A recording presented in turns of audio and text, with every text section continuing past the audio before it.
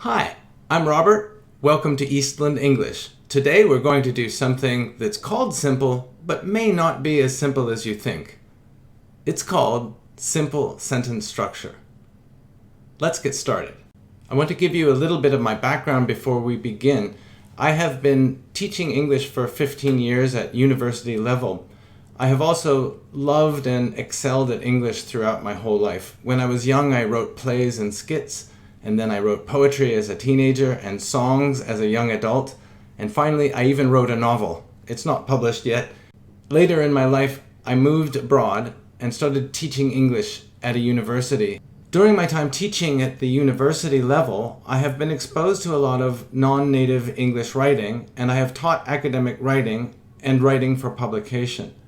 It was also my job to edit abstracts and manuscript articles for publication in international journals. In this work, I have seen and experienced a lot of the problems that non-native English speakers have when creating sentences. This is especially true for languages that do not actually have the same sentence structure as English does. So we're going to look at something which is called simple, but clearly is not simple for a non-native English writer, especially if your language doesn't have sentence structure in it.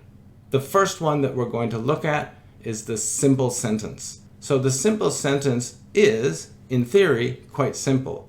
I'm going to show you formulas to help you remember how to write simple sentences. This is the first formula that I want to share with you. Subject, verb, and then in parentheses, object. All simple sentences need a subject and a verb. Some of them need an object. But simple sentences can include much, much more than that.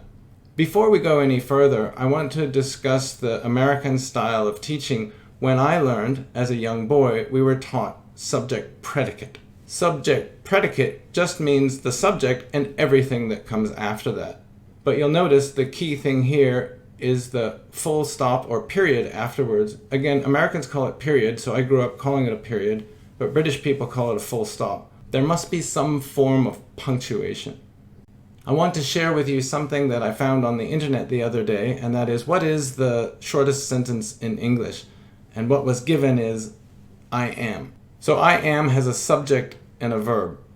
But when I thought about it, I thought, that's not the shortest sentence in English, and I know 3 of them that I will share with you later. If you're interested, wait till the end of the video and I'll share with you my theory about the shortest sentences in English.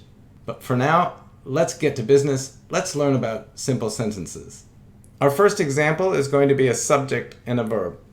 Let's choose a short sentence to begin with. So here we have a short, simple sentence. Let's look at what we can add to that to make it less simple, more interesting, but still a simple sentence. The first things that we can add are prepositional phrases. Let's take one for example, in the morning. Due to the flexibility of English, we could put this at the beginning or the end of the sentence, and it would still be a simple sentence. So let's put this one in the beginning. If we put this in the beginning of the sentence, we would need to change some of the punctuation. We would need to capitalize the I, make the I a big letter, and make the S a small letter. And then we would also need to put a comma here. If we put this at the end of the sentence, we wouldn't need to change anything. We would just say, she walks, no full stop, in the morning, full stop. But in this case, we're going to put it in the beginning because I want to add another prepositional phrase. So we've changed the capitalization. Now the first letter begins with a capital or big I, and then at the end of the prepositional phrase, we've added a comma. After that, we have a small s, and she walks.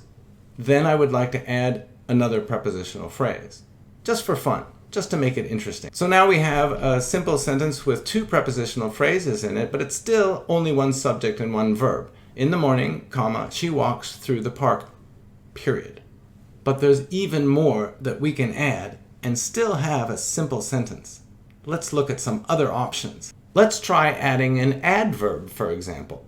To make things more interesting, when you're making a sentence, you can add adverbs. They usually follow the verb, not always, but usually. In this case, she walks slowly through the park, gives us a sense of how she's walking. Also, we can add adjectives. Let's try one. Adjectives usually go before nouns. So now we've added an adjective before park to make the sentence even more interesting. In the morning, she walks slowly through the beautiful park. And there's even more that we can do. With a simple sentence, even though the simplest sentence is subject-verb, we can add a second subject and it's still a simple sentence. Here we've added a second subject. Now that we have a second subject, she and her friend, we have to change the verb for present simple. So we have she and her friend walk slowly through the park. Here in the bottom left, I've added to our formula. We have two subjects. That's not a compound sentence, but it is a compound subject. It gets more fun. We can add a second verb and still be a simple sentence. Okay, I've tried to make it a little neater now. I've rewritten the sentence the way it should be up to this point. In the morning, she and her friend walk slowly through the beautiful park, and we have prepositional phrases and a compound subject, and now let's add something else. Let's add another verb. So here we've added another verb. She and her friend walk and talk slowly through the beautiful park. It's still a simple sentence. There are two subjects and two verbs, but still a simple sentence. Okay, for our next example, we're going to try the subject-verb-object sentence structure. For some verbs, you need an object. Let's take the example buy. The verb buy, you can't just I buy. You need an object. What do you buy? Let's use a man this time. Let's try Mark.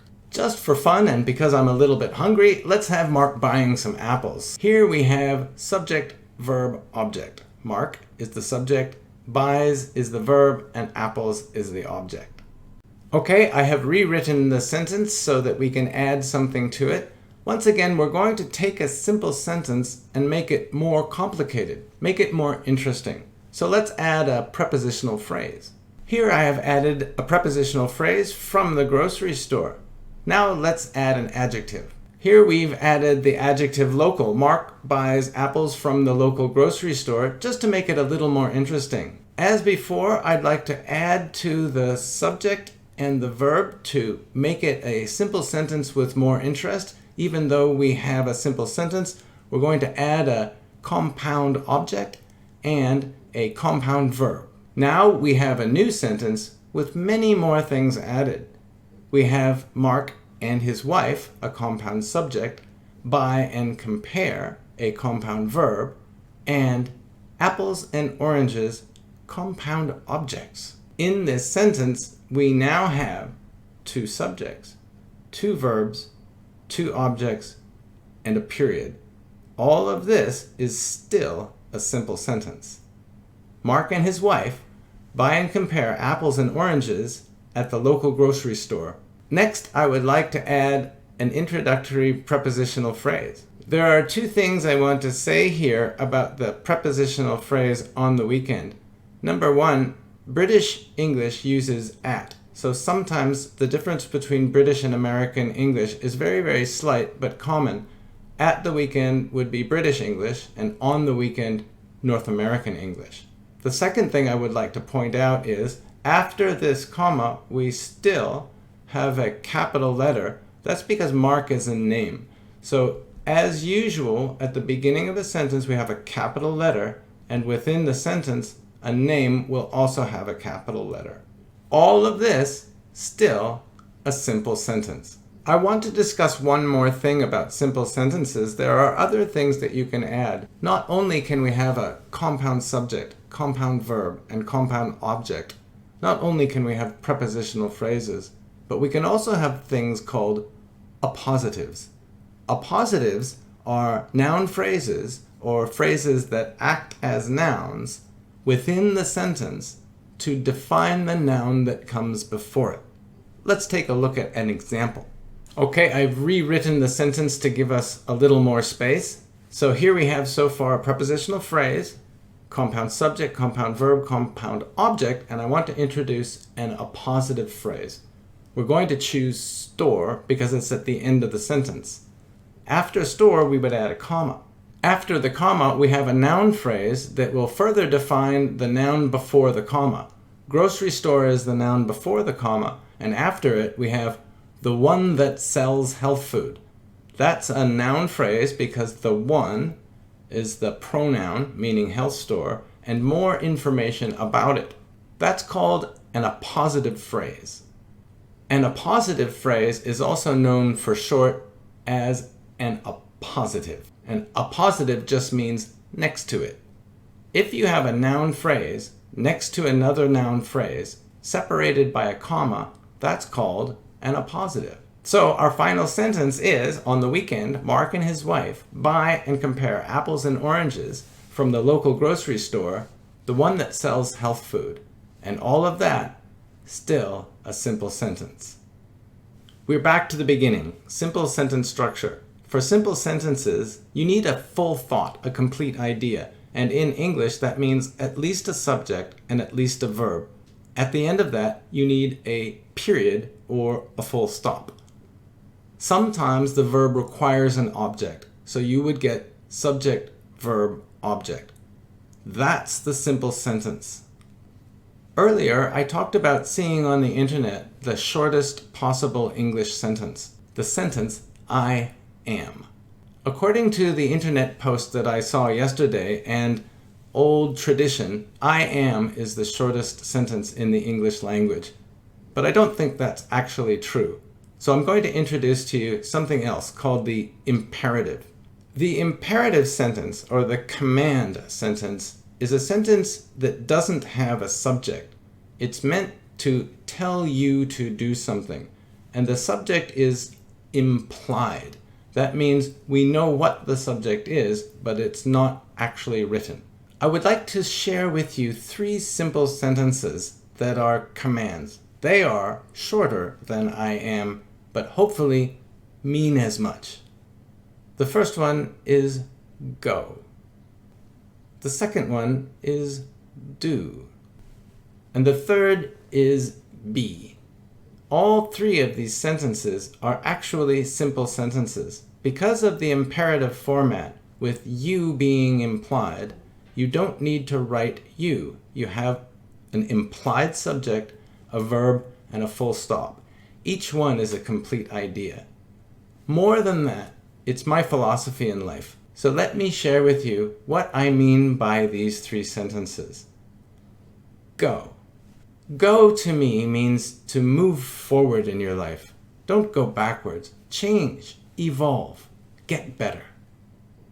Do means to act positively. You have a choice in life. You can do nothing or do something. And when you act positively.